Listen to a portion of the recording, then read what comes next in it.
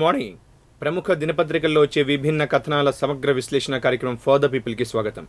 ఈరోజు ఈ చర్చా కార్యక్రమంలో మనతో కూడా పాల్గొనడానికి ప్రముఖ జర్నలిస్ట్ టి రమేష్ బాబు గారు మనతో ఉన్నారు. అలాగే కాంగ్రెస్ నాయకులు ఫల్గున్ గారు, టీఎన్ఎస్ఎఫ్ నుంచి తెలుగునాడు నుంచి దినేష్ గారు మనతో ఉన్నారు. అన్నిటికంటే ఈరోజు ప్రధానంగా రాష్ట్రంలో జరుగుతున్నటువంటి ఒక చర్చ మద్యం సిండికేట్లు. ఈ మద్యం సిండికేట్ల మీద చర్చ అసలు సబ్జెక్ట్ మీద కంటే కూడా నేతల యొక్క వ్యక్తిగత ఆరోపణల మీదకి మళ్ళీ నువ్వు తప్పు చేశావు, నీ హయాంలో నువ్వు తప్పు చేశావు అంటూ ఒకరి మీద ఒకరు నిందారోపణలు చేసుకున్నటువంటి పరిస్థితి. నిండు సభలో సీఎం కిరణ్ కుమార్ రెడ్డి గారి యూజ్లెస్ ఫెలో అని తర్వాత నేను ఉపసంహరించుకుంటున్నాను అన్నటువంటి పరిస్థితి. ఈ మాటల యుద్ధానికి వీళ్ళు ఒక రకంగా టెంపర్ కోల్పోయి, సహనాన్ని కోల్పోయి మరి ప్రవర్తిస్తున్నటువంటి దీని మీద మీ విశ్లేషణ ఏంటి సార్? శాసనసభ దానికి శాంక్సిటీ పోయింది. అసలు నిండు సభ అని చెప్పి వార్తల్లో ప్రముఖంగా రాస్తున్నారు. నేను దాదాపుగా ఈ చాలా రోజుల నుంచి సభను చూస్తున్నాను. సభలో కోరం లేకుండా సభను నడుపుతున్నటువంటి దౌర్భాగ్య స్థితిలో మన స్పీకర్ గారు కానీ, మన ప్రతిపక్ష నాయకుడు కానీ, మన ముఖ్యమంత్రి గారు కానీ ముగ్గురు కూడా బాధ్యులే. శాసనసభ ఈ రోజు వరకు కూడా చాలాసార్లు కోరం లేకుండా సభ నడిచిన రోజులు ఈ మధ్యకాలంలో చాలా ఉన్నాయి. సీఎం గారు కాంగ్రెస్ తెలుగుదేశం కుమ్ముక్కైంది అంటారు, తెలుగుదేశం టీఆర్ఎస్ కుమ్ముక్కైంది అంటారు, కాంగ్రెస్ టీఆర్ఎస్ కుమ్ముక్కైంది అంటారు. అసలు శాసనసభలో ప్రజలకు సంబంధించినటువంటి అంశాల మీద ఒక్క అంశం మీద కూడా సమగ్రంగా దర్యాప్తు జరపకుండా వ్యక్తిగత దోషణలు, ఒక రాజకీయ నాయకుడు ఇంకో రాజకీయ నాయకుడిని వ్యక్తిగత దోషణల దగ్గర నుంచి కుటుంబం దాకా వచ్చింది. కొడుకుల్ని మీ కొడుకు ఎంత దోచుకున్నాడు, నా కొడుకు ఎంత దోచుకున్నాడు, మీ కొడుకు ఎంత దాచుకున్నాడు, నా కొడుకు ఎంత దాచుకున్నాడు, ఆ స్థాయి కూడా దాటిపోయి నీ స్నేహితుడు ఎంత దాచుకున్నాడు, నీ స్నేహితుడు ఎంత దోచుకున్నాడు, నా స్నేహితుడు ఎంత దోచుకున్నాడు, నా స్నేహితుడు ఎంత దాచుకున్నాడు దాకా కూడా వచ్చింది. అది కూడా అయిపోయి ఇక భవిష్యత్తులో నీకు తెలిసిన వాళ్ళు ఎంతమంది ఏ రకంగా దాచుకున్నారు, నువ్వు ఉంచుకున్న వాళ్ళు ఎంతమంది దాచుకున్నారు, నేను ఉంచుకున్న వాళ్ళు ఎంతమంది దాచుకున్నారు, దోచుకున్నారనే స్థాయికి దిగదారుస్తున్నారు ఈ నీచ నికృష్ట రాజకీయ నాయకులు శాసనసభని. ఒకటి నేను ఎప్పుడో ఒక మ్యాగజైన్లో రాశానన్నమాట. తాగినోడు తప్పటడుగులు వేసుకుంటూ సరైన గమ్యస్థానం చేరతాడు, తాగనోడు సరైన అడుగులు వేసుకుంటూ సాని కొంపకు చేరతాడు. అలాగే ఇప్పుడున్నటువంటి రాజకీయ నాయకులు అందరూ కూడా తాగుతున్నారో తాగట్లేదో తెలియదు కానీ ప్రజల సమస్యల్ని, ప్రజా సమస్యల్ని అన్నిటినీ గాలికి వదిలేసి ఈ మద్యం సిండికేట్లు, వీళ్ళు మద్యం సారా సురాపానం, ఆ రాక్షసులు ఏ రకంగా కొట్టుకునేవాళ్ళు ఆ పాతకాలంలో సారా కోసం అని చెప్పి ఇప్పుడున్న రాజకీయ నాయకులు ప్రత్యక్ష నరకాన్ని ప్రజలకు చూపిస్తున్నారు, రాష్ట్ర ప్రజలకి సురాపానం మీద. అంటే అసెంబ్లీలో ఒక విషయం మీద చర్చ జరిగితే మనం ఆహ్వానించవలసిందే. అది మద్యం సిండికేట్లు కావచ్చు, లేకపోతే మరేదైనా రైతుల సమస్య కావచ్చు, లేకుంటే చేనేత సమస్య కావచ్చు, వీటి మీద ఒక నిర్మాణాత్మకమైన చర్చ అయితే ఆహ్వానించవలసిందే. కానీ ఇక్కడ ప్రత్యక్షంగా జరుగుతున్నాయంటే సీఎం కిరణ్ కుమార్ రెడ్డిని టార్గెట్ చేసుకుంటూ మీ తమ్ముడు సీఎం లాబీలో కూర్చొని కార్యం నిర్వహిస్తున్నాడు, అక్కడ ఈ కార్యక్రమాలను చక్కబెడుతున్నాడు అని, ఇంకొకరు మీ వ్యక్తిగత కార్యకలాపాలు చేసుకుంటున్నారని మంత్రుల మీద ఇలా మొత్తం తీసుకుంటూ రావడంలో అంటే ఇష్యూని డైవర్సిఫై చేయడం కోసమా, లేకపోతే ఎవరి ఆధిపత్యాన్ని వారు చెలాయించడం కోసం? ఆధిపత్యం కోసమే. ఇక్కడికి వచ్చేసరికి ఇంకా కొన్ని విషయాలు చంద్రబాబు నాయుడు గారికి మతిమరుపు ఎక్కువైందని చెప్పి సీఎం కిరణ్ కుమార్ రెడ్డి గారు శాసనసభలో చెప్పారు. కానీ కాంగ్రెస్ వాళ్ళకు కూడా మతిమరుపు బాగా ఎక్కువైపోయిందన్నమాట. ఎందుకంటే తెలుగుదేశం హయాంలో ఎన్టీ రామారావు గారు ముఖ్యమంత్రిగా ఉన్నప్పుడు, నారా చంద్రబాబు నాయుడు గారు ఆ పార్టీ ప్రధాన కార్యదర్శిగా ఉన్నప్పుడు వారుణ వాహిని అని చెప్పి సారా ప్యాకెట్లు ఎక్సైజ్ పోలీస్ స్టేషన్లు, ట్రాఫిక్ పోలీస్ స్టేషన్లు, లా అండ్ ఆర్డర్ పోలీస్ స్టేషన్లు, రైల్వే స్టేషన్లలో పోలీసులను పెట్టి అమ్మించారు. వారుణ వాహిని అనే సారా ప్యాకెట్లని excise police station, traffic police station, law and order police station, railway స్టేషన్లలో సారా ప్యాకెట్లను అమ్మించారు పోలీసులు పహారాలో పెట్టించి. ఇప్పుడు మైసూరారెడ్డి గారు తెలుగుదేశం రాజ్యసభ సభ్యుడు, ఆయన శాసనసభలో ప్రస్తావించారు. హైకోర్టులో రిట్ పిటిషన్ వేసినారు తెలుగుదేశం ప్రభుత్వం మీద, నారా చంద్రబాబు నాయుడు గారి మీద. డైరెక్ట్గా మద్యం కంపెనీల దగ్గర నుంచే ముడుపులు తీసుకున్నారని. McDowell company, United Breweries limited, McDowell, Shaw Wallace, Mohan Meakins, ఈ కంపెనీలన్నిటి దగ్గర నుంచి మీ బ్రాండ్లే మేము రాష్ట్రంలో అమ్ముతామనేటువంటి ఒప్పందంతో డైరెక్ట్గా కంపెనీల దగ్గర నుంచే ఇప్పుడు ఏదో సిండికేట్లో దుకాణం దగ్గర చిల్లర తీసుకున్నారేమో కానీ ఇప్పుడున్న మంత్రులు వాళ్ళు డైరెక్ట్గా కంపెనీలు మ్యానుఫ్యాక్చరర్స్ దగ్గర నుంచే తీసుకున్నారని చెప్పి మైసూరారెడ్డి గారు హైకోర్టులో రిట్ పిటిషన్ వేయడం జరిగింది, శాసనసభలో మాట్లాడి ఇవన్నీ కూడా కిరణ్ కుమార్ రెడ్డి గారు మర్చిపోయారు. ఆయనకి ఎంత చంద్రబాబు నాయుడికి ఎంత మతి మరుపు ఉందో అట్లాగే కిరణ్ కుమార్ రెడ్డి గారికి అంతకంటే ఎక్కువ మతి మరుపు ఉంది, ఆ పార్టీ వాళ్ళు కూడా అంతకంటే ఎక్కువ మతి మరుపు ఉంది. దీని మీద పల్గొన్ గారు ఏమంటారు? మనం పల్గొన్ గారి మాటల్లోనే విందాం. ఇక్కడ ఎవరిని తప్పడాల్సిన పని లేదు, ఎందుకంటే రాజకీయాలు అలా వచ్చాయి. ఎందువలన అంటే ఇప్పుడు చంద్రబాబు నాయుడు గారండి, నేను ఎట్టన్నా కానీ ఎక్స్పోజ్ కావాలి, నాకు వచ్చిన అవకాశాన్ని నేను వదలకూడదు, ఎవరో కూడా తిట్టాలి. యాక్చువల్గా అది కోర్టు పరిధిలో ఉంది అంశం, దాని అసలు దాని మీద మాట్లాడకూడదని సీఎం గారు పదే చెప్తున్నారు. అయినప్పటికీ కూడా ఆ ఇష్యూ కావాలని చెప్పి 5 రోజులు 6 రోజులు శాసనసభను స్తంభింపజేసి దాని మీద చర్చ పెట్టారు. చర్చ పెట్టిన తర్వాత ఇప్పుడేంటి, అందులో ఆ దగ్గర ఏం డాక్యుమెంట్స్ లేకుండానే ఏదో ఒకటి చేయాలి, హడావుడి చేసి కాంగ్రెస్ వాళ్ళు దోషులని తేల్చడానికి ఆయన దగ్గర ఏమి లేకపోయినప్పుడు కూడా చేయాలని ఒక తాపత్రయంతో ఒక కడుపు మాటతో చేసిన పనే. కానీ ఇప్పుడు కోర్టులో ఉన్నప్పుడు ఈ విషయం గురించి చర్చించవచ్చా సార్?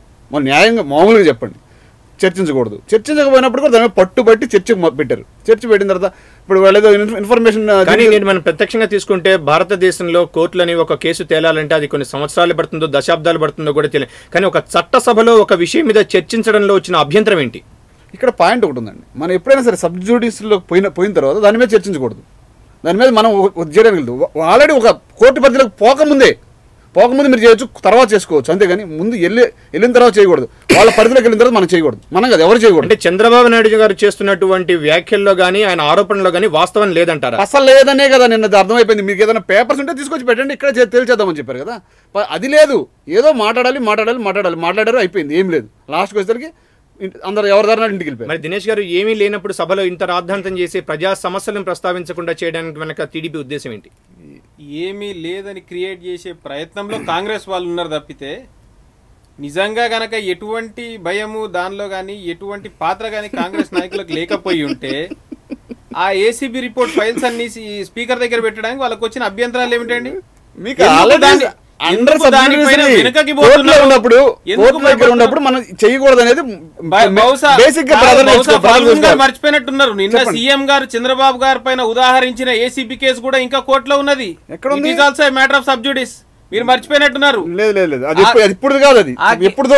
ఎప్పుడైనా సరే ఆ కేసు విచారణలో ఉన్నది, మీరు మర్చిపోయినట్టున్నారు. సీఎం కావాల్సుకుని మర్చిపోయాడా? రెండోది so leave it at that. రెండవది స్వయంగా ఒక నిందితుడు నేను ఈయనకు పోయి మినిస్టర్ క్వార్టర్స్ లో పైసలు ఇచ్చినా అన్నాడండి. అంటే దానిలో నిజానిజాలు సరే మేము ఇప్పుడు మోపిదేవి వెంకటరమణ నిందితుడు ఉరిదీసేయండి అని చెప్తలేం. కానీ ఒక ఆరోపణ వచ్చిన వ్యక్తి మంత్రి స్థానంలో ఉన్నప్పుడు ఆ మంత్రి స్థానానికి ఒక విలువ అనేది ఉంది, ఒక గౌరవం అనేది ఉన్నది. స్వచ్ఛందంగా ఈ విచారణ అయి నేను నిర్దోషిగా తేలేంత వరకు నేను పక్కకు జరుపుకుంటాను. అదే ఆరోపణ మీ చంద్రబాబు నాయుడు మీకు వస్తే అప్పుడు చేశారా అని అడుగుతారు. కొట్టేసింది, అసలు అడ్మిట్ కూడా చేయలేదు. మీ దానిలో మెరిట్స్ లేవని కొట్టేసింది. అందువల్ల ఏం చెప్తున్నానంటే తెలుసుకోవాలి. ఇప్పుడు ఈయన కూడా ఇప్పుడు ఇక్కడ అందులో ఒక మెరిట్స్ ఉన్నాయా లేకపోతే అక్కడ విలువలు ఉన్నాయా లేకపోతే కోర్టులు కొట్టేసిందా అనేది అది గతం. ఇప్పుడు చంద్రబాబు నాయుడు గారి మీద వచ్చినటువంటి కేసులని కోర్టులు పరిశీలిస్తున్నాయి, అది వారి పరిధిలో ఉన్నటువంటి. ఇప్పుడు చర్చల్లో ఏంటంటే అసలు మద్యం సిండికేట్లలో మంత్రుల ప్రమేయం, రాజకీయ నాయకుల ప్రమేయం, ఇంకా దురదృష్టకరంగా ఫోర్త్ ఎస్టేట్గా ఉండాల్సినటువంటి ఒక మీడియా ప్రమేయం కూడా మనం చూస్తున్నాం. రమేష్ బాబు గారు, అంటే ఇప్పుడు ఇక్కడ ఎవరు ఇది కాదండి, తిలాబాబన్ తలాబిడిగడ అన్నట్టుగా ప్రతి ఒక్కరు దీంట్లో ఇన్వాల్వ్ అయినారు. మరి ఇటువంటి పరిస్థితుల్లో చట్టసభల్లో ఒక చర్చ జరిగి ఆ చర్చ నిర్మాణాత్మకంగా ఉంటే దానిలో వచ్చే తప్పేంటి? తప్పు ఉందని అనడంలా ఇప్పుడు సోదరులు ఇద్దరు కూడా వాదించుకుంటున్నారు. అంటే కోర్టులో ఉంది కాబట్టి చట్టసభలో చర్చించకూడదు అంటారు. అది రాజ్యాంగంలో రాజ్యాంగంలో ఒక్క నిమిషం, రాజ్యాంగం 166C ప్రకారంగా చర్చించకూడదని ఎక్కడ లేదు. కోర్టుల్లో ఉన్నా కూడా 2G స్కామ్ ఎన్నో సందర్భాలలో పార్లమెంట్లో చర్చ జరిగింది. కోర్టుని కించపరిచే వ్యాఖ్యలు చేయకూడదు తప్పితే పార్లమెంటు అసెంబ్లీస్లో శాసనసభల్లో చర్చించకూడదని చెప్పి రాజ్యాంగంలో ఎక్కడా లేదు. కోర్టుని ప్రభావితం చేసేలా మాట్లాడకూడదని ఉంది తప్పితే. ఒక్క నిమిషం సార్. రెండోది ఇంకొక నోటిఫైడ్ పాయింట్ మీరు ఇందాక ఒకటి చెప్పారు, దానిపైన కూడా ఒక చర్చ చిన్న జరగాల్సింది. సీఎం గారి తమ్ముడు రాజ్యాంగేతర శక్తిగా వ్యవహరిస్తున్నారు అనే దానిపైన కూడా వ్యక్తిగతానికి మళ్ళీ వద్దాం దినేష్ గారు. ఇక్కడ ఫస్ట్ ఆఫ్ ఆల్ ఏంటంటే రమేష్ బాబు గారు చెప్తున్నట్టుగా అసలు ఒక కోర్టులో ఉన్నటువంటి వ్యవహారం మీద చర్చ పాయింట్ ఏంటంటే ఏదో విధంగా ఎక్స్పోజ్ కావాలని తప్ప వాళ్ళు సీఎం గారు తమ్ముడనో సీఎం గారు అన్ననో ఇప్పుడు ఎన్టీ రామారావు గారు ఉన్నప్పుడు చంద్రబాబు నాయుడు గారి మీద వెయ్యొచ్చాయి, అప్పుడేం చెప్పలేదు. What is the official position is holding in the government to conduct and government meeting అనేది మేము అడిగేది. సీఎం తమ్ముడికి ఏ అధికారిక హోదా ఉన్నది, ఏం ప్రోటోకాల్ ఉందని అతను ప్రభుత్వ నిర్వహించే కార్యక్రమాల్లో వేదికెక్కి కూర్చుంటాడు. ఏ విధంగా అధికారులు ఇంటికి పిలిపించుకుని మాట్లాడతారు?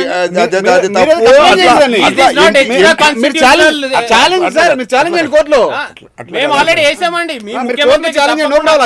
ఏ విధంగా అయితే సమాచార కమిషనర్ల విషయంలో చివాట్లు పడినాయో తప్పకుండా ఈ రాజ్యాంగేతర శక్తి వ్యవహారంలో కూడా చివాట్లు పడే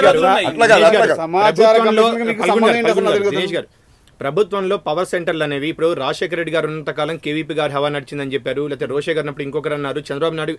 ఇక్కడ వారి ఇందాక సార్ చెప్పినట్టుగా వ్యక్తి నాయకుల మీద నుంచి వారి కుటుంబ సభ్యుల మీదకో వారికి తెలిసిన వాళ్ళకో లేకపోతే ఇంకా రేపు వారికి ఎప్పుడో దూరం ఈ రోజు కేంద్ర బిందువులు వీళ్ళే అవుతున్నారండి. ఈ రోజు చాలా స్పష్టంగా చెప్పండి. ఒక చట్టసభలో మాట్లాడుతున్నప్పుడు పల్గొన్ గారు ఒకటి చెప్పారు, కోర్టులో ఉన్నప్పుడు అసలు చట్టసభలో మీరు ఎలా చేస్తారు, దానికి రమేష్ గారు కూడా చెప్పారు చర్చించకూడదని ఎక్కడా లేదు, కానీ వ్యక్తిగత ఆరోపణలు చేసుకుంటూ అసలు విషయాన్ని ఎందుకు డైవర్సిఫై చేస్తోంది టీడీపీ? వ్యక్తిగత ఆరోపణలు అనేది ఎక్కడ వస్తుంది అంటే ఇప్పుడు మంత్రివర్గంలో ఉన్న పెద్దలందరూ దీనిలో ఇన్వాల్వ్ అయి ఉన్నారు అనేది స్పష్టంగా తెలిసింది. కానీ మీ దగ్గర అంత ఎవిడెన్స్ ఉన్నప్పుడు మీరు స్పీకర్ ముందు మొత్తం డాక్యుమెంట్స్ ఎందుకు పెట్టడానికి ట్రై చేయట్లేదు? మేము అదే కోరుతున్నామండి, స్పీకర్ వద్ద ఫైళ్లు పెట్టండి, మేము చూపిస్తామంటున్నాం. చెప్తారు నిన్న క్లియర్ గా సీఎం గారు చెప్పారు కూడా అందరికీ కరెక్ట్ గా వాళ్ళు తిన్నారు వీళ్ళు తిన్నారు అంటే తప్ప అసలు పేపర్స్ మాత్రం ఇద్దారు. అరే మా దగ్గర ఉన్న ఏసీబీ ప్రభుత్వంలో ముఖ్యమంత్రి దగ్గర పాపం ఫల్గున్ గారు అది కూడా తెలుసుకోకుండా ఎట్లా ఏసీబీ ముఖ్యమంత్రి అధీనంలో ఉందండి. ఇక్కడ మీరు ఆధారాలు చూపిస్తాను చెప్తున్నారు, మీరు ఆధారాల గురించి కిరణ్ కుమార్ రెడ్డి గారిని తీసుకుంటే ఏసీబీ మీద లేకపోతే స్వతంత్ర దర్యాప్తు సంస్థ దాని మీద మా ప్రభుత్వానికి ఎటువంటి ఆంక్షలు గానీ మేము ఎటువంటి నిర్దేశాలు గానీ చేయలేదు అని చెప్పినటువంటి సందర్భం ఉంది. ఇది వాస్తవంగా జరుగుతోందంటారా? లేదు లేదు, ఏసీబీ మీద రాష్ట్ర ప్రభుత్వానికి, సిబిఐ మీద కేంద్ర ప్రభుత్వానికి చాలా కాలం నుంచి వాళ్ళ అధికారాలని కత్తిరలు వేసుకుంటూ వాళ్ళ చెప్పు చేతుల్లో పెట్టుకుంటూ పిడికిళ్లతో బంధించేసి సిబిఐని కానీ ఏసీబీని కానీ నడుపుతున్నటువంటి దాఖలాలు మనకి ఎన్నో కనపడ్డాయి. అంటే నిన్న కిరణ్ గారు కూడా స్పష్టంగా చెప్పారు, మేము కనుక ఆంక్షలు విధించబడితే అసలు రిమాండ్ రిపోర్ట్ లో మంత్రి గారి పేరు కూడా చేర్చకపోయి ఉండేవాళ్ళం. తప్పు తప్పు. ఒక సామాన్యుడు గనక ఉంగరమో జేబో పర్సో కొట్టేస్తే సీఎం గారు తన మంత్రివర్గం పైన పట్టు సాధించుకోవడానికి ఇవన్నీ కూడా బయటకు తీసి వాళ్ళని పెట్టుకోవడం చేసిన ప్రయత్నంలో భాగమై బయటకు వస్తున్నాయి. ఇప్పుడు లేకపోతే సార్ చెప్పినట్టే గవర్నమెంట్ యాక్చువల్గా దానికి సంబంధించిన డైరెక్టర్ ఎవరైతే ఉంటాడో ఆయన కంపల్సరీ సీఎం కింద పనిచేస్తారు. అది 100% ఎవరికైనా అందరికీ తెలిసిన విషయం. ఇప్పుడు రిమాండ్ రిపోర్టులో మినిస్టర్ పేరు పెట్టకూడదు అని చెప్పి ఏదైనా ఒత్తిడి చేసినట్టే మినిస్టర్ పేరు ఎందుకు వచ్చేది? దానికి స్వతంత్రంగా వదిలేపట్టే కదా ఇవన్నీ వచ్చాయి.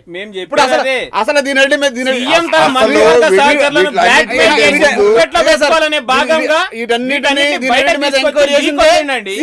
మళ్ళీ ఎప్పుడైతే వాళ్ళు మా మీద పడుతోంది ఇది అనేసి పోయి కాంప్రమైజ్ అవుతాం అనుకున్నప్పుడు వాళ్ళని ప్రతిపక్షాలు కూడా చెప్పేది ఏంటంటే సీఎం తన ఉనికిని కాపాడుకునేందుకు సహచర మంత్రి మీద అసమ్మతి వర్గం మీద ఒక పట్టు సాధించే దానికోసంగా ఏసీబీని వాడుకున్నారని చెప్పి వాళ్ళు ఇక్కడ మీరు బేసిక్గా ఒకటి గమనించాలి. చెప్తాను, ఇప్పుడు సిండికేట్లు అనేది ఇప్పుడు ఈ మద్యం అనేది ఇప్పుడు ఈరోజు కాదు, మొదటి నుంచి ఉందే.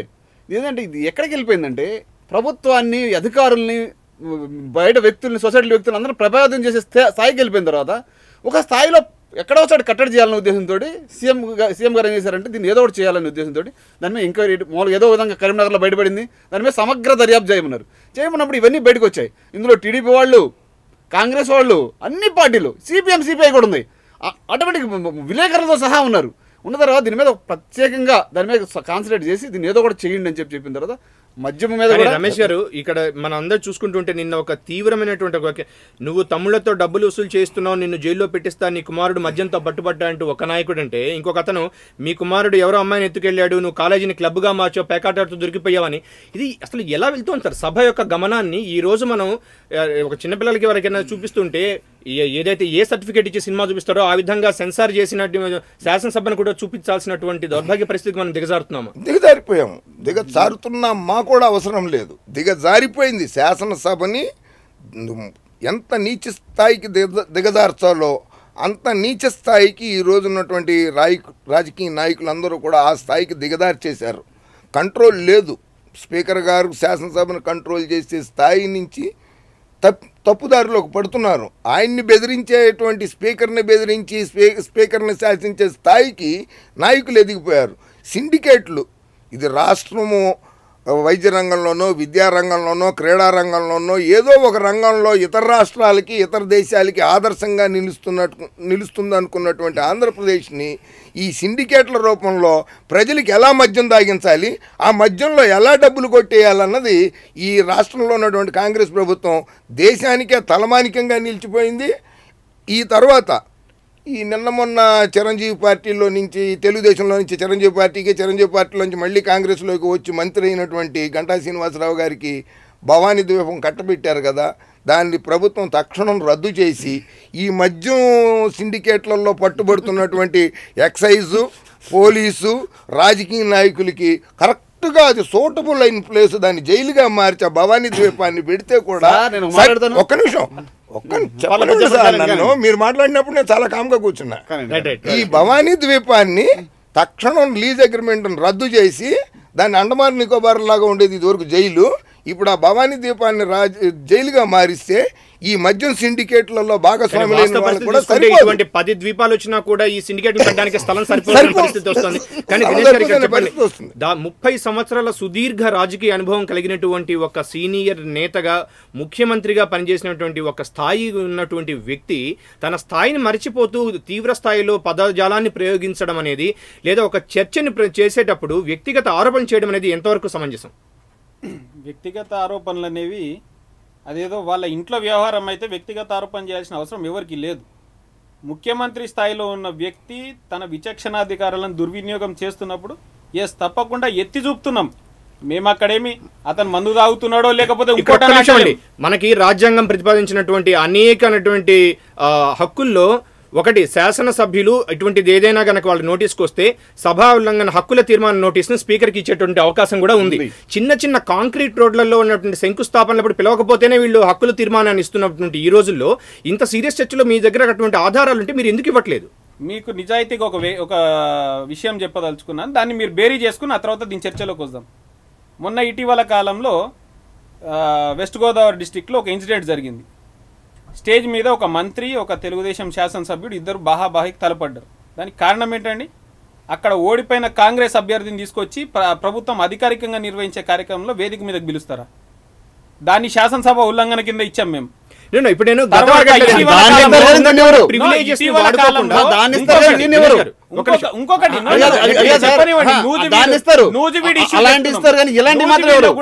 ఇళ్ల వ్యవహారంలో అక్కడ స్థానిక శాసనసభ్యుడు ఏదైతే వీళ్ళకి అర్హులు అనేసి అన్నారో దాన్ని పట్టించుకోకుండా ఓడిపోయిన కాంగ్రెస్ అభ్యర్థి ఇచ్చిన లిస్టుని అక్కడ ఆమోదించింది. ఆ మెయిల్స్ కూడా ఉన్నాయి. సరే, ఇవన్నీ కూడా హక్కుల తీర్మానంలో మేము అనేక సార్లు ఇచ్చాం. దానిపైన హక్కుల సభా సంఘం ఎవరి చేతిలో ఉందండి?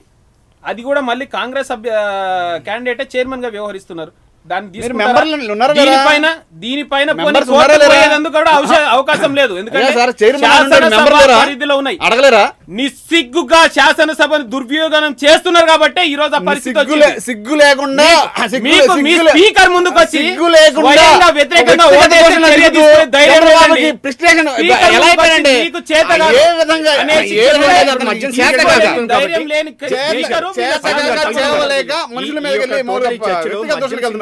పాపం ఎవరిది లేదంటే ప్రభుత్వం యొక్క విధానం ఏంటి అనే దాని మీద మరింత లోతుగా చర్చించే ఒక షార్ట్ బ్రేక్ తీసుకుందాం.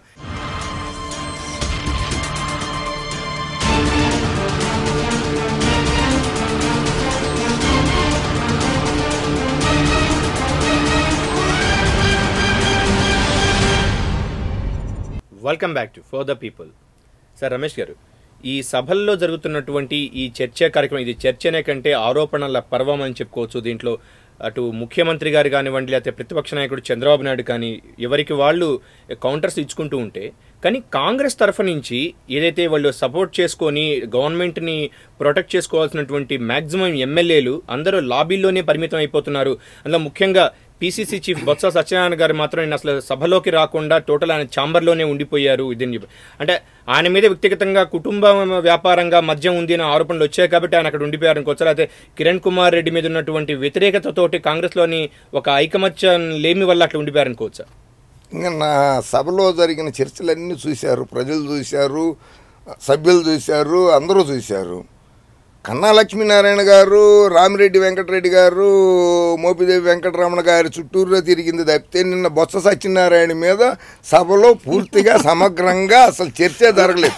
నాకు 31 షాపులు ఉన్నాయని ఒప్పుకున్నటువంటి పిసిసి అధ్యక్షుడి మీద చట్టబద్ధంగా ఆయన మీద అసలు చర్చ జరగలేదు. అంటే ఇప్పుడు పిసిసి అధ్యక్షుడు చంద్రబాబు నాయుడు కుమ్ముక్కైనట్లు లెక్క. పిసిసి అధ్యక్షుడు మొన్న ఆయనేమో చంద్రబాబు నాయుడు కిరణ్ కుమార్ రెడ్డి కుమ్ముక్కయ్యాడన్నారు. మరి నిన్న చంద్రబాబు నాయుడు కానీ తెలుగుదేశం వాళ్ళు కానీ పిసిసి అధ్యక్షుడి మీద 31 షాపులు ఉన్నాయి నాకు అని చెప్పి ఒప్పుకున్న ఆయన మీద అసలు చర్చ జరగలేదు. చర్చ ఎక్కువ జరగలేదు ఆయన మీద ఆరోపణలు కూడా తీవ్రంగా చేయలేదు. అంటే పిసిసి అధ్యక్షుడు చంద్రబాబు నాయుడు గారు కుమ్ముక్కైనట్లు లెక్క.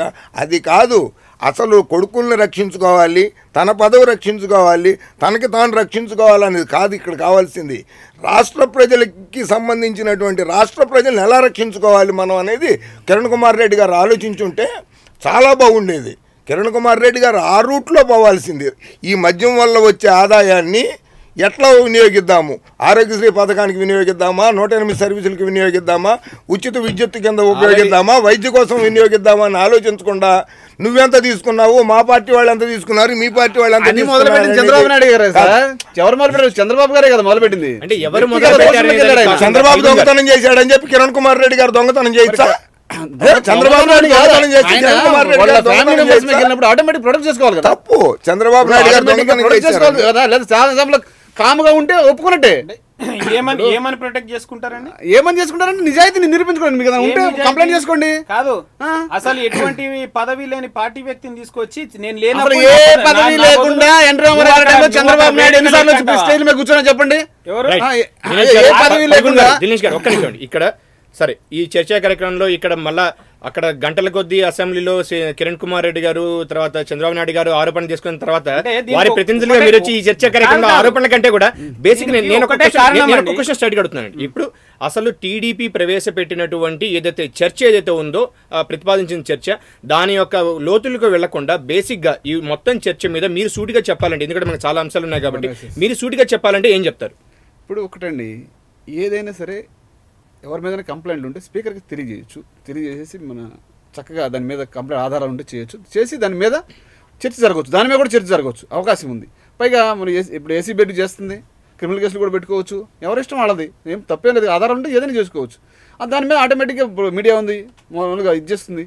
ఏం ఇబ్బంది ఏముంది? ఇప్పుడు ఆడకెళ్ళి నువ్వు మీ తమ్ముడు మీ అన్న ఇది అని ఇప్పుడు ఆయన ఒకటంటే ఈయన 2 అంటాడు, ఈయన 2 అంటే 4 అంటాడు. మద్యం సిండికేట్ల మీద మీరు మీ యొక్క స్పష్టమైన విధానం ఏంటి? నియంత్రణ విధానమా, లేకుంటే ప్రతిపక్షాలు ప్రతిపాదిస్తున్నటువంటి చర్చని కౌంటర్ చేసుకోవడమే ఎన్నాళ్ళు సాగిస్తారు? జూన్లో కొత్త మద్యం పాలసీ వస్తుంది. చూడు ఎన్నిటికి పుల్ స్టాప్ పెట్టడానికి ఒకటే కొత్త పాలసీ అందరిని కలుపుకొని సీఎం గారు ఆల్రెడీ రాష్ట్ర ప్రజలు నష్టపోతూ ఇబ్బంది పడుతుండాల్సిందే. ఇప్పుడు ఇయర్ అయిపోయింది కదా, ఇప్పుడు మార్చి 31కి ఇయర్ అయిపోతుంది అకాడమిక్ ఇయర్. నెక్స్ట్ దాంట్లో ఇవన్నీ చర్చించి అసెంబ్లీలోనే ఇప్పుడు బడ్జెట్ సెషన్లో దాన్ని పెట్టడానికి 2-3 సంవత్సరాలు 2-3 నెలలు పడుతుంది. ఆటోమేటిక్ 2-3 నెలలు పడితే ఆ 2-3 నెలలు అధికారులతో సంప్రదింపులు జరగడం, ఒక ప్రణాళిక రావడం, పద్ధతి ప్రకారం పోవాలంటే 2-3 మంత్స్ పడుతుంది. 1 డేలో. ఇప్పుడు వస్తున్నటువంటి ఆరోపణల మీద ఇప్పుడు జరుగుతున్నటువంటి దర్యాప్తు గురించి ప్రభుత్వం స్పష్టమైన విధానం ఏమైనా కలిగి ఉందా?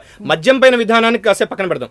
ఇప్పుడు వస్తున్న ఆరోపణలు, ఇప్పుడు జరుగుతున్నటువంటి ఎంక్వైరీ మీద ప్రభుత్వానికి ఉన్న స్పష్టమైన విధానం ఏంటి? ఏం లేదు సార్, ఏసీబీ వాళ్ళు ఆల్రెడీ చేస్తున్నారు. దాని మీద క్లియర్గా ఉంది. ఇప్పుడు వెంకటరమణ గారు మినిస్టర్ గారి పేరే వచ్చిందంటే మీరు దాన్ని బట్టి అర్థం చేస్తున్నారు. ఇప్పుడు ఇంక వేరే వాళ్ళు ఎవరున్నా కానీ ఆటోమేటిక్ వస్తుంది. 2-5 సస్పెండ్ చేశారు, రిమాండ్ చేశారు, సరిగ్గా జరుగుతూ ఉంది. ఆటోమేటిక్ అది పర్ఫెక్ట్గా జరుగుతుందని చెప్పి నా నమ్మకం. రైట్ దినేష్ గారు, ఇప్పుడు అసలు టీడీపీ తరఫు నుంచి సభలో వినిపిస్తున్న వానికి సంబంధించి ఏదైతే ఆరోపణలు ప్రచారాలు ఉన్నాయో అన్ని పక్కన పెట్టేస్తే స్ట్రైట్గా టీడీపీ ఏం కోరుకుంటోంది? ఈ చర్చలో జరిగినటువంటి what is the end result? A result కోసం టీడీపీ పోరాడుతోంది? ముందుగా ఎండ్ రిజల్ట్ రావాలంటే ప్రభుత్వానికి వివేకం విచక్షణ ఉంటే తప్పకుండా దానికి ఎండ్ రిజల్ట్ వస్తుంది. మేము వేరేది ఏమి కొత్తగా అడుగుతలేము, లేకపోతే ఇంకెవరి దగ్గర నుంచో వ్యక్తిగతంగా ఇంటి నుంచి తీసుకురమ్మంటలేము. కేవలం ఏసీబీ ఏదైతే రిపోర్ట్లు ఇచ్చినాయో వాటిని స్పీకర్ గారి వద్ద పెట్టండి అన్నిటినీ. ఆ ఫైల్స్ అన్నిటిని పెడితే దానిలో ఏదైతే ఉన్నాయో అవన్నీ మేము బయట పెడతాం. దానిలో తప్పకుండా ప్రభుత్వంలో ఉన్న పెద్దల యొక్క భాగస్వామ్యం అన్నింటినీ నిరూపిస్తాం అంటున్నాం. దానికి ప్రభుత్వం ఆ విధంగా ఎందుకు వెనుకపోతుంది అనేది మేము దానిపైన పోరాడే దానిలో ముందుంటాం. ఎందుకంటే రాష్ట్రంలో మంత్రుల స్థాయిలో ఉన్న వ్యక్తులు మద్యం సిండికేట్లు లీడ్ చేస్తూ ప్రజాధనాన్ని కానివ్వండి, ప్రజల సొమ్మును కానివ్వండి, వాళ్ళు భక్షిస్తూ ఉంటే చూస్తూ ఊరుకోవడానికి ప్రధాన ప్రతిపక్షంగా తెలుగుదేశం సిద్ధంగా లేదు.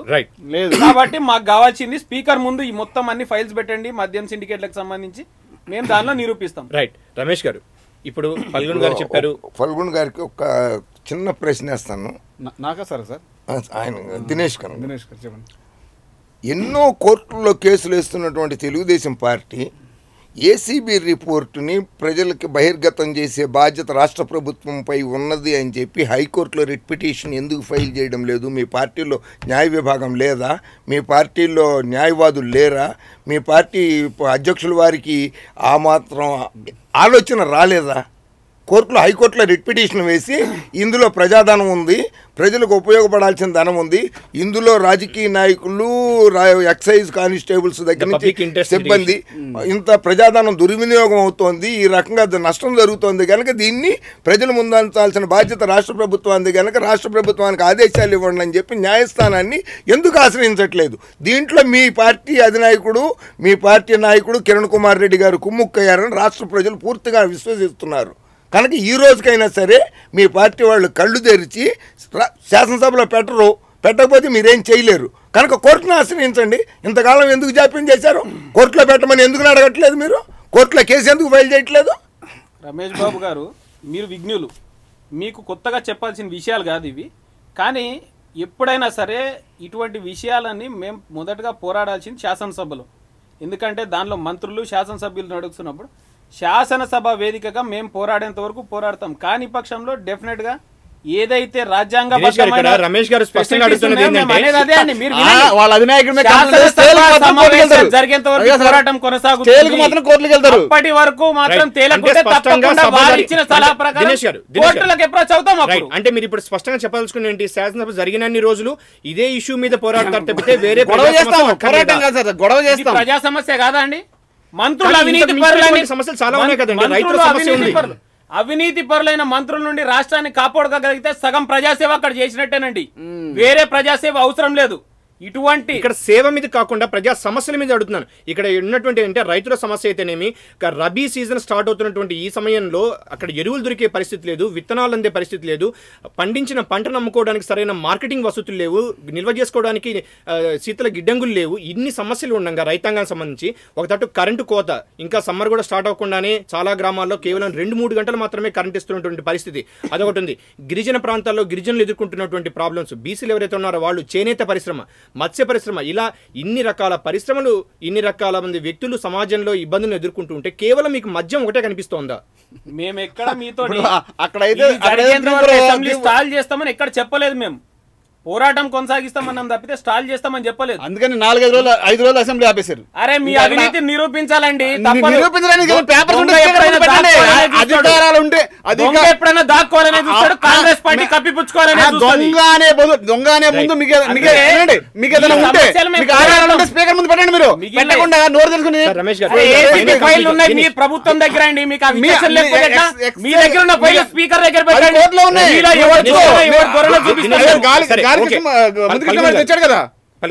చర్చా కార్యక్రమం ఓకే. ఇది ఎవరు నైతికత ఉంటుంది, ఎవరు ఎలా ప్రవర్తిస్తారు, లేకపోతే ఇది కేవలం డ్రాగ్ చేసుకుంటూ మొత్తం 38 రోజులు ఇదే గడిపేస్తారని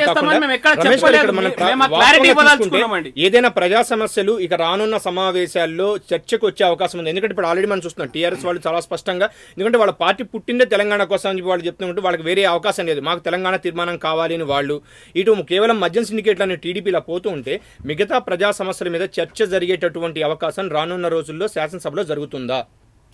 టీఆర్ఎస్ వాళ్ళు మార్చి 16వ తారీఖు వరకు కూడా మేము శాసనసభకు రామని చెప్పి ఎక్కడో చెప్పడం జరిగినట్లుగా చూశాను నేను. వాళ్ళు 16వ తారీఖు వరకు రాకపోతే మాత్రము ఇప్పుడు లెక్కలు తేల్చుకోవటానికి మాత్రం శాసనసభను జరుపుకుంటారు. లెక్కలు తేల్చుకుంటానికి కాంగ్రెస్ వాళ్ళు ఎంత దోచుకున్నారు, తెలుగుదేశం వాళ్ళు ఎంత దోచుకున్నారు అనే దానికి లెక్కలు తేల్చుకుంటానికి మాత్రం శాసనసభను జరుపుతారు. ఎందుకంటే లెక్కలు కదా, బడ్జెట్ సమావేశం ఇది. బడ్జెట్ అంటే లెక్కలు అన్నమాట. కనుక ఈ లెక్కలు తేల్చుకునేందుకు నువ్వెంత దోచుకున్నావు నేనెంత దోచుకున్నాను అనే దాన్ని తేల్చుకోవడం కోసం అని చెప్పి ఈ సభని బదులు కొడతారు, లేకపోతే ఎవరు కొత్త రికార్డులు సృష్టిస్తారో మనం వేచి చూద్దాం. ఇక్కడ ఇంకొక కొత్త ఇదేంటంటే టాపిక్ ఆల్రెడీ ఎన్నో రోజుల నుంచి మనకి వినిపిస్తున్నా కూడా ఇప్పుడు ఈ మధ్య బాగా ఊహాగానాలు అందుకుంటున్నటువంటి సీఎంని మారుస్తారు, ఇప్పుడు ఉన్నటువంటి జానారెడ్డికి సీఎంగా అవకాశాలు ఉన్నాయి, లేకపోతే ఇంకొక నాయకుడికి ఉన్నాయి అని చెప్పినాడు. అంటే మనం రాజశేఖర్ రెడ్డి గారు మనం ఒక రికార్డుగా చెప్పుకోవచ్చు, 5 సంవత్సరాలు కంటిన్యూస్గా పనిచేసినటువంటి ఏకైక ముఖ్యమంత్రిగా ఈ మధ్య కాలంలో, అంటే ఒక కాంటెంపరీ ఒక 10-15 years ఈ అధికార పక్షాన్ని తీసుకుంటే. కానీ కాంగ్రెస్ తన సంస్కృతిని మళ్ళా తిరగరాస్తుందా, లేకపోతే ఇప్పుడు ఉన్నటువంటి కిరణ్ కుమార్ రెడ్డిని కంటిన్యూ చేయడానికి ఇష్టపడుతుందంటారా రమేష్ గారు?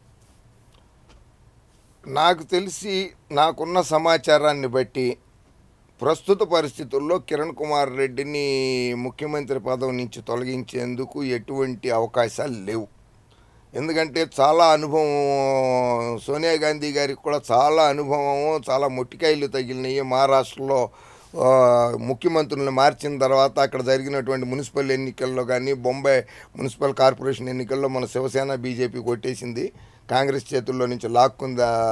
అక్కడ ఉన్న ముఖ్యమంత్రి అందరూ ఉన్నటువంటి బాంబే నగరాన్ని కూడా బీజేపీ వాళ్ళు గెలుచుకోవడం జరిగింది. అక్కడ 3 ముఖ్యమంత్రులు మార్చారు. అలాగే కొన్ని చోట్ల వాళ్ళు ముఖ్యమంత్రులను మార్చడం వల్ల ఆ పార్టీ దెబ్బతిన్నదనేటువంటిది ఆవిడకి తెలిసిపోయింది. కనుక ఇప్పుడున్న పరిస్థితుల్లో తెలంగాణ ఇష్యూని కొంచెం పక్కన పెట్టగలిగాడు. ఒక్కటేందంటే గ్రూపు తగాదాన్ని కంట్రోల్ చేయలేకపోతున్నాడు అన్నటువంటిది వచ్చింది. కనుక దాన్ని ఈయన రాయలసీమ నాయకులు చాలా తక్కువ వాళ్ళు కాదు. రాయలసీమ నాయకులు ఎవరున్నా సరే, చంద్రబాబు నాయుడు గారు కానీ, రాజశేఖర రెడ్డి గారు కానీ, ఈయన కానీ, కోట్ల విజయభాస్కర్ రెడ్డి కానీ, రాజకీయ నాయకులు ఎవరైనా సరే రాయలసీమ వాళ్ళు ఇటువంటి గ్రూప్ తగాదాన్ని ప్రోత్సహిస్తూనే, దాంట్లో ఆజ్యం పోస్తూనే, దానికి మళ్ళీ నూనె పోసి దాన్ని ఎట్లా చల్లారుతాలో కూడా వాళ్ళకి బాగా తెలుసు. అంటే అవసరానుగుణంగా వాళ్ళ అవసరాలకు తగ్గట్టుగా ఇక్కడ ఆయన్ని అసలు మద్యం సిండికేట్ల వ్యవహారాన్ని ఏసీబీ ద్వారా చేసి ఇరుకుని పెడదామనుకున్నాడు. ఫస్ట్ బొత్స సత్యనారాయణ గారు వేస్తున్న గంతుల్ని, కుప్పి గంతుల్ని అరికడదాం అనుకునేసరికి అది మొత్తం శాసనసభ సభ్యులకి 90 మందికో 100 మందికో సభ్యులకి, ఒక 5-6 మంత్రులకి, ఒక 1000 మంది ఎక్సైజ్ ఆఫీసర్లకి, ఒక 1000 జరిగింది. కనుక దీన్ని ఇప్పుడు సరిదిద్దుకుంటూ మెల్లిగా ఈ తగాదాన్ని ఇలాగే ఉంచితే ఈ తేలేంత వరకు ఆయన ముఖ్యమంత్రి పదవి గ్యారంటీగా ఉంటుంది. ఇది 2 ఏళ్ళు ఈ మద్యం మీదే సాగిస్తారు. కొత్త పాలసీ వస్తుందని బ్రదర్ ఏదో ఇందాకని చెప్పారు. కొత్త పాలసీ కేరళ, రాజస్థాన్, ఢిల్లీ ఈ 3 రాష్ట్రాల్లో కూడా గవర్నమెంటే మద్యం షాపులు నిర్వహిస్తోంది. చాలా లాభాల్లో నడుస్తున్నాయి ఈ 3 రాష్ట్రాల్లో మద్యం షాపులు. తమిళనాడు ఈ షాపులు చాలా గవర్నమెంట్కి చాలా ఆదాయం వస్తుంది. అటువంటి అప్పుడు బ్రెవరేజెస్ కార్పొరేషన్ ఉంది మీకు, అండ్ టూరిజం డెవలప్మెంట్ కార్పొరేషన్, ఢిల్లీలో టూరిజం డెవలప్మెంట్ కార్పొరేషన్ నడుపుతుంది, కేరళలో టూరిజం డెవలప్మెంట్ కార్పొరేషన్ నడుపుతుంది, తమిళనాడులో బ్రెవరేజెస్ కార్పొరేషన్ నడుపుతుంది. అట్లాగే వైనాట్ ఇన్ ఆంధ్రప్రదేశ్ మన రాష్ట్రంలో కూడా పెడితే ఇప్పుడున్న లాభాలు ఎన్ని వేల కోట్ల రాబందులు జేబుల్లోకి వెళుతున్నాయో, రాజకీయ నాయకుల జేబుల్లోకి వెళుతున్నాయో అవే రాష్ట్ర ప్రభుత్వానికి మిగులుతాయి కదా. ఈ సిండికేట్లో గోల ఉండదు. ఆక్షన్ వేసారా, వేలంపాట్లో సిండికేట్లు పాడుకున్నారా? కానీ ఈ వ్యవహారం కిరణ్ కుమార్ రెడ్డి మెడకు చుట్టుకొని తన పదవికే ఎసరు వచ్చేటట్టుగా ఉంటుందా, లేకపోతే ఈ అసమ్మతి రావణ కష్టం ఎన్నాళ్లలో చల్లారుతుంది, సీఎంగా తను కొనసాగుతారా? ఇక్కడ ఇది కాంగ్రెస్ అంతర్గత వ్యవహారం. ఫస్ట్ పాయింట్, ఇప్పుడు కాంగ్రెస్ పార్టీలు ఏంటంటే ఒక కార్యకర్త కూడా సీఎం అవడానికి అవకాశం ఉండేది. వీళ్ళు వాళ్ళని ఏమి ఉండదు, ఎవరు ఎమ్మెల్సీ అవ్వచ్చు, ఎమ్మెల్యే అవ్వచ్చు, కార్యకర్త కూడా అవడానికి వేరే పార్టీలు అలా కాదు, నియంతృత్వం కూడా.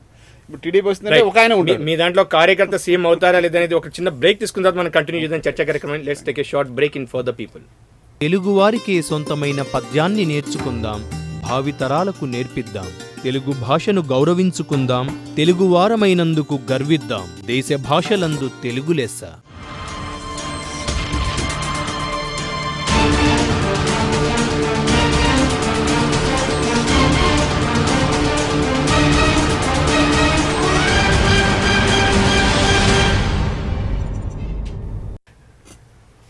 Welcome back to for the people. పల్గొన్ గారు, ఇందాక మీరు చెప్తున్నట్టుగా సామాన్య కార్యకర్త కూడా సీఎం కావచ్చు అనేది మనం చాలా అనుకుంటుంటామండి. రాజ్యాంగాన్ని మనకు ప్రసాదించిన హక్కు, లేకపోతే ప్రజలు ఎన్నుకుంటే అవుతారు అది అని చెప్పని. కానీ ఇక్కడ వాస్తవ పరిస్థితులు మనం తీసుకుంటే మీరు ఉన్నారు సరే, అవుట్ ఆఫ్ ద పాలిటిక్స్ అనేది. కాంగ్రెస్లో అధినాయకత్వం సెంట్రల్ ఏదైతే ఉందో వాళ్ళు సీల్డ్ కవర్ ముఖ్యమంత్రి అని ప్రతిపక్షాలు గగ్గోలు చేసినా ఏదేమైనా కూడా నిర్ణయం అనేది ఒక సిఎల్పిలో జరగాల్సినటువంటి నిర్ణయం 10 జనపథ్లో జరుగుతోంది అనేది మీరు కాదంటారా? ఇక్కడ మీరు ఒకటి ఆలోచించాలి. మీరు నన్ను క్వశ్చన్ వేసే ముందు క్వశ్చన్లోనే సమాధానం ఉంది. మా అధినాయకత్వం మాది నేషనల్ పార్టీ, ఇది గల్లీ పార్టీ కాదు. ఓన్లీ ఏపీకో గల్లీకో ఢిల్లీకి పరిమితమైన పార్టీ. ఢిల్లీ మొత్తం అంటే నేషనల్ లెవెల్ పార్టీ కాబట్టి 126 years కాంగ్రెస్ చరిత్ర ఉంది. అది మొత్తం కూడా నేషనల్ లెవెల్లోనే జరుగుతాయి అన్నీ. ఇప్పుడు నిన్న ఒక 7 నియోజకవర్గాల లిస్ట్ వచ్చింది. అది కూడా ఇక్కడ 10 జనపథ నుంచి రిలీజ్ అవుతుంది, ఏసీసీ నుంచి రిలీజ్ అవుతుంది ఆటోమేటిక్గా. ఏది జరిగినా అక్కడి నుంచి రావాల్సిందే. టికెట్ నిర్ణయించడం వేరే, ఒక సభ్యుడిగా ఎన్నుకోబడిన తర్వాత ఒక పోస్టుకు నిర్ణయించడం కూడా సభలో జరగాల్సినటువంటి ఒక దాని నిర్ణయాన్ని ఢిల్లీలో జరగడం ఎంతవరకు సమంజసం? మీరు అది ఇప్పుడు టికెట్ ఇచ్చిన వాళ్ళు, టికెట్ ఇచ్చి ఇచ్చేసిన వాళ్ళు ఎవరు మంచి వాళ్ళు ఎవరు చెడ్డ వాళ్ళు చూసే కదా చేయాలి. ఇప్పుడు ఇంటి పెద్దే కదా చేయాలి, పలానా ఆయన అని చెప్పి. అదేవిధంగా ఏఐసీసీ నుంచి అన్నీ జరుగుతాయి. నేషనల్ కాంగ్రెస్ పార్టీ కాబట్టి all India national Congress party compulsory అలాగే జరుగుతుంది. పైగా ఇంకోటి ఏంటంటే మా కాంగ్రెస్ పార్టీలో అంటే ఇప్పుడు మరో సీల్డ్ కవర్ వచ్చే అవకాశం ఏదైనా ఉందా? అవకాశమే లేదు. ఎందుకంటే ఇప్పుడు ఆల్రెడీ నడుస్తా ఉంది. ఇక ఎంత షార్ట్ లో జానారెడ్డి గారని తర్వాత డిఎస్ గారని ఇట్లా తెలంగాణకు చెందిన వ్యక్తికి ఇవ్వాలన్నట్టు వస్తున్నట్టుగా మీ ఇష్టం వచ్చినట్టు మీరు రాసేసుకుంటారు, మీకు ఇబ్బంది లేదు. నెక్స్ట్ రేపు పేపర్ నిండాలంటే ఏదో రాసేసుకుంటారు, మీకు న్యూస్ అయిపోతుంది. ఇప్పుడు అది కూడా నిన్న అదే వచ్చింది కదా మన అసెంబ్లీలో, ఎవరో పేపర్లో రాస్తే దాన్ని పట్టుకొచ్చి మీరు మమ్మల్ని గందరగోళం చేస్తున్నారని చెప్పి అసెంబ్లీలో. రమేష్ బాబు గారు, పేపర్ నిండడం కోసం రాసే వార్తలేనా లేకపోతే వీటిలో వాస్తవం ఉందా? వాళ్ళకి రాజకీయ నాయకులకి కాంగ్రెస్ పార్టీ వాళ్ళకి కడుపేలా నింపుకోవడమో తెలుసు కదా. దాన్ని ఆదర్శంగా తీసుకుని జర్నలిస్టులు కానీ పత్రికల అధిపతులు కానీ పేపర్ నింపింది. ఎందుకంటే ఆఖరికి ఈ కాంగ్రెస్ పార్టీ వాళ్ళు సొంత భార్యను కూడా నమ్మే స్థితిలో లేరు. సొంత భార్యను కూడా నమ్మే స్థితిలో లేని కాంగ్రెస్ పార్టీ దుస్థితి ఈ రోజునాడు పత్రికల మీద విరుచుకుపడ్డం. రాజశేఖర రెడ్డి గారు ఉన్నప్పుడల్లా పత్రికల మీద విరుచుకుపడ్డారు. ఇప్పుడు వారసత్వ సంపదగా ఆయన కొడుకు ఆయన దగ్గర నుంచి ఒక్క నిమిషం మీరు మాట్లాడినప్పుడు నేను కామ్గా, ఎందుకంటే ఇది నా సబ్జెక్ట్, మా పేపర్ వాళ్ళని మీరు తిట్టడం. ఇది కాంగ్రెస్ వాళ్ళు నిన్న కాక ఎంతమంది పత్రికా విలేకరులను చంపించిన దుస్సంప్రదాయం మీ కాంగ్రెస్ పార్టీది. కాంగ్రెస్ పార్టీ పత్రికా విలేకరులని క్రిటిసైజ్ చేసే స్థాయికి అసలు ఏ రోజు నాడు రాబోదు కూడా. మీకు ఎప్పుడు ప్రతిసారి పత్రికల్ని మీడియాని ఉపయోగించుకోవడం బాగా తెలుసు, తర్వాత వీళ్ళు దొంగలు అంటాం తెలుసు. ఎందుకంటే దొంగ నరిచిన సామెతలాగా మీరు ఎప్పుడు పత్రికల మీద పత్రికా ప్రతినిధుల మీద అరుస్తారు తప్పితే మీరు ఒక్కళ్ళే ఇప్పుడు ఇప్పుడు మినిస్టర్ సీఎం గారిని మారుస్తారని చెప్పి రాశారు. దానికి ఆధారం ఉందా? నేను మారుస్తానని చెప్పే కదా, దానికి ఆధారం ఉందా? మిమ్మల్ని లేదు కదా, నేను వాళ్ళని అన్నా కదా, ఎవరైతే రాశారు వాళ్ళు పత్రికా ప్రతినిధి. దిస్ ఇస్ ప్రజల యొక్క వాయిస్. ఇది ఇక్కడ ఇంట్లో ఏంటంటే ఎవరో ఒకరు నిప్పు లేనిదే జరుగుతున్నటువంటి పరిణామాలు ప్రెజెంట్ చేయలేకపోతున్నారు. కాంగ్రెస్ సీఎంలు మారుస్తారనేది ఎక్కడో ఊహాజనితంగా పుట్టింది కాదు. వీళ్ళ దగ్గర ఉన్న నాయకులే లీకులు ఇస్తే ప్రశ్న లేదు. ఆ టీడీపీ కాలం టీడీపీ పార్టీ బతికున్నంత కాలం, టీడీపీ గారిని గెలిచినంత కాలం చంద్రబాబు నాయుడు ఇక్కడే ఉంటాడు. కానీ కాంగ్రెస్ పార్టీ అలా కాదు. ఎంతమంది రామ్ బ్రదర్, మేము ఇక్కడ ఎన్నుకున్న చంద్రబాబు నాయుడు నందమూరి కుటుంబం అంతే ఒకటే. ఢిల్లీకి సూట్ కేసులు మూసుకుపోయి సీటు కొనుక్కునే మంత్రి డిఎల్ రవీంద్ర మీరు చెప్పండి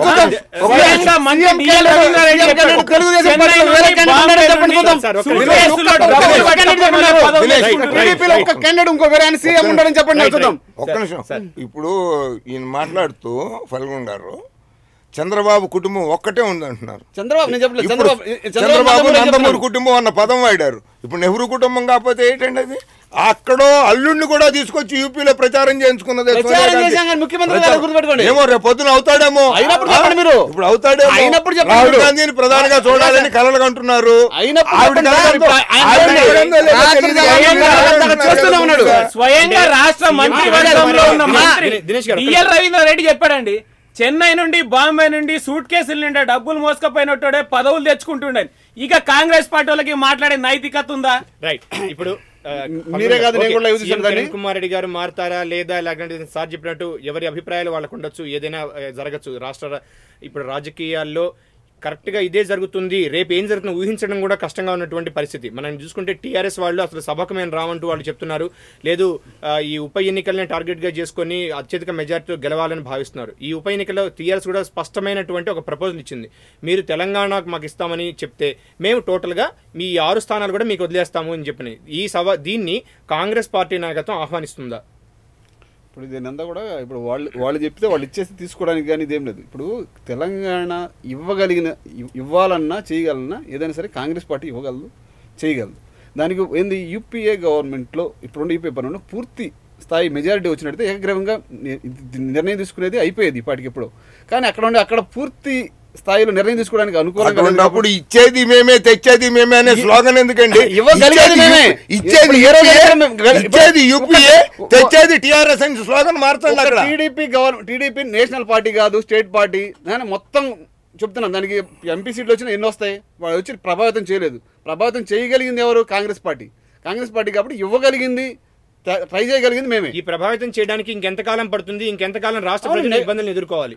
సార్ ఇప్పుడు మాకు పూర్తిగా మెజారిటీ వస్తే మేము ఇమ్మీడియట్గా ఇచ్చేస్తాం. మాకేం ఇబ్బంది. అంటే ఈ రాష్ట్ర ప్రజల్ని, దేశ ప్రజల్ని పూర్తిగా దోచుకునే అధికారం మనం అడుగుతున్నారు ఇప్పుడు. ఎందుకంటే 23 పార్టీలతో యూపీ ప్రభుత్వాన్ని నడుపుతున్నారు. మాకు భాగస్వాములు ఉన్నారు.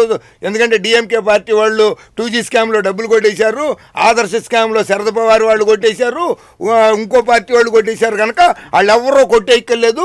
ఈ దేశ ప్రజల్ని, ఈ దేశాన్ని ఒక్క పార్టీగా, సింగిల్ పార్టీగా కొట్టేస్తాం మేము. ఈ దేశ ప్రజల్ని పూర్తిగా దోచుకుంటాము, మాకు అధికారం ఇవ్వండి, అప్పుడు మీకు తెలంగాణ ఇస్తామని చెప్తారా? అది మాత్రం అన్యాయంగా సార్ అడిగిన వచ్చినండి, నేను అడిగిన సమాధానం ఏంటి? మీరు ఎక్కడికి వెళ్ళారు చెప్పాను. ఆయన సార్ అడిగిన వచ్చిండి, నేను చెప్పిన సమాధానం ఏంటి? మీరు వెళ్ళింది ఎక్కడికి? సబ్జెక్ట్ డివైడెడ్ కాకండి సార్ రమేష్ గారు. సబ్జెక్ట్ డివైడెడ్ కాంగ్రెస్ పార్టీని ఇబ్బంది పెట్టాలని, తిట్టాలని చాలా స్పష్టంగా సరే ఆరోపణలు ప్రత్యారోపణలు వదిలేస్తే టీడీపీ కూడా ఇక్కడ ఈరోజు ప్రజలకు ఒక జవాబుదారీతనం, అది రెండుగా అందరూ మనం యాక్సెప్ట్ చేయాల్సిన ఒక విషయం అంటే పార్టీలకు అతీతంగా అన్నీ కూడా రెండుగా చీలిపోయినాయండి ఈరోజు. అది టీడీపీ కావచ్చు, కాంగ్రెస్ కావచ్చు, ఏ పార్టీ అయినా కావచ్చు. ఇంకా టీఆర్ఎస్ చీలే సమస్య లేదు, ఎందుకంటే వాళ్ళ అజెండానే తెలంగాణ కాబట్టి. ఇప్పుడు ఈ దీంట్లో ఒక స్పష్టమైన నిర్ణయం తీసుకోవడానికి మీకున్న ఈ పార్టీలకు ఉన్నటువంటి రాజకీయ ఇబ్బందులు కావచ్చు, లేకపోతే మరేదైనా ఇబ్బందులు కావచ్చు, కానీ వీటి వల్ల ప్రజలు ఇంకెన్నాళ్ళు సఫర్ అవ్వాలి? ఈ ప్రశ్న అడగాల్సింది ఎవరినండి? తెలుగుదేశం పార్టీ ఇప్పటికి 3 సార్లు స్పష్టంగా మేము వైఖరిని లిఖితపూర్వకంగా ఇచ్చినాం. 2008 విజయదశమి నాడు తెలంగాణకు అనుకూలంగా తీర్మానం చేసి ప్రణబ్ ముఖర్జీ కమిటీకి లేఖ అందజేసినాం. 2009 కమిటీ రద్దు అయిపోయింది స్వామి. ఆ కమిటీ రద్దు అయిపోయిన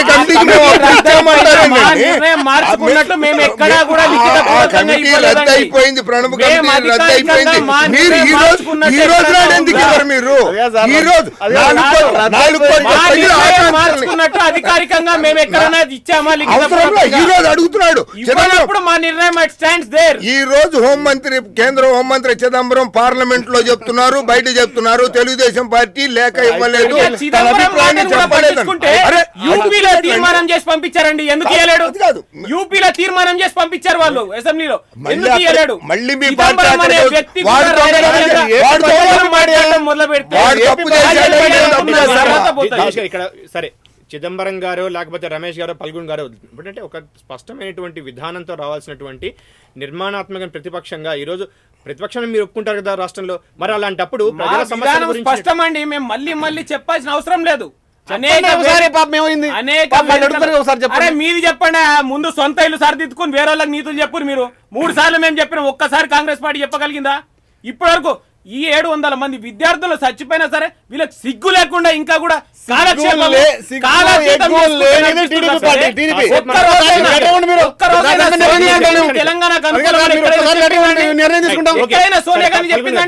దినేష్ గారు సరే ఇప్పుడు రాజకీయాల నుంచి మనం కాసేపు ఉన్నటువంటి మనకు అతి కొద్ది సమయంలో చాలా బ్రీఫ్గా మనం ప్రజా సమస్యలు అతి ముఖ్యమైన సమస్య అంటే సాగుకి ఉన్నటువంటి విద్యుత్ ఏదైతే ఉందో ఆ విద్యుత్తుకు సంబంధించి క్లుప్తంగా ఎవరి ఇప్పుడు అంటే పార్టీలకు అతీతంగా మీరు ఏమి ఉద్యమాలు చేస్తున్నారు ఎలా నిర్వహిస్తున్నారని పక్కన పెడితే ఇక్కడ విద్యుత్ రంగానికి సంబంధించి ఒక స్పష్టమైన విధానం అటు ప్రభుత్వం వద్ద కానీ ఇటు ఎవరి దగ్గర కూడా లేని పరిస్థితి. రాబోయే రోజుల్లో విద్యుత్ సమస్య రైతులను ఏ విధంగా ఇబ్బంది పెట్టబోతోంది? విద్యుత్ సమస్య అనేది ముందుగా ఒక ప్రణాళిక ముందు చూపు లేకపోవడం వల్ల ఈ రోజు తలెత్తిన దుస్థితి అండి అది. ఎందుకంటే మొన్నటి వరకు మనం చూసాం రాష్ట్రంలో ఎక్కడికక్కడ తుఫాన్లు వచ్చి రిజర్వాయర్లన్నీ కళకళలాడిన పరిస్థితి. అయినా సరే ఈ నేడు విద్యుత్ పూర్తి స్థాయిలో సరఫరా చేయలేకపోతున్నామంటే దానికి కారణం ఏంటి? రెండవది, డిస్కామ్లకు ప్రభుత్వంని ఇవ్వాల్సిన నిధులు ఇవ్వకుండా వాళ్ళ నష్టాల్లో కూరుకుపోయే విధంగా చేసింది. అధిక ధరలకు అవసరం లేని సార్లు అధిక ధరలకు ఇతర రాష్ట్రాల నుండి కొనుగోలు చేసి నేటికి ఆ నష్టాన్ని నుంచి తేరుకోలేకపోయింది. అదే సందర్భంలో ప్రొడక్షన్ పెంచుకోలేకపోయింది. కాబట్టి ప్రభుత్వం దుస్థితిలో ఉంది. జరుగుతుందా లేదంటే సరే బ్రీఫ్ గా ఒక వన్ వర్డ్ లో చెప్పాలి అంటే ఇప్పుడు ఈ సమస్యలు దీనికి ప్రభుత్వం ఎదుర్కోవడానికి సిద్ధంగా ఉందా?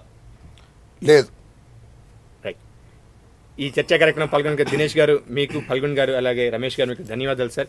ఏదైనా రాజకీయ నాయకులు చట్టసభల్లో ప్రజా సమస్యలపైన పోరాడి అటు రైతాంగానికి కానీ లేకుంటే చేనేత రంగానికి కానీ వృత్తి కళాకారులకు కానీ వాళ్ళకు అండగా నిర్వాల్సిన బాధ్యత ఎంతైనా ఉంది. మద్యం సిండికేట్ల మీద చర్చ జరగాల్సిన ఆవశ్యకత ఎంతుందో ఆరోపణలు ప్రత్యారోపణల మీద పోకుండా సభను సజావుగా ప్రజా సమస్యల మీద చర్చించడానికి వేదికగా వాడుకోవాలని చెప్పి హెచ్వైటీ భావిస్తోంది. ఇది వాటి ఫర్ ద పీపుల్. తిరిగి రేపటి ఫర్ ద పీపుల్లో కలుద్దాం. Keep watching HY TV, feel the pulse.